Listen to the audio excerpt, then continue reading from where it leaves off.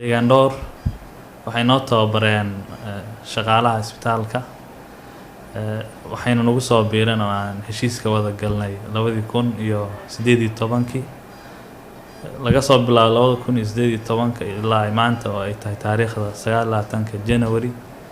waxay nagu soo kordhiyeen wax aad iyo aad u weyn nadaafadda isbitaalka meel wanaagsan ay maraysaa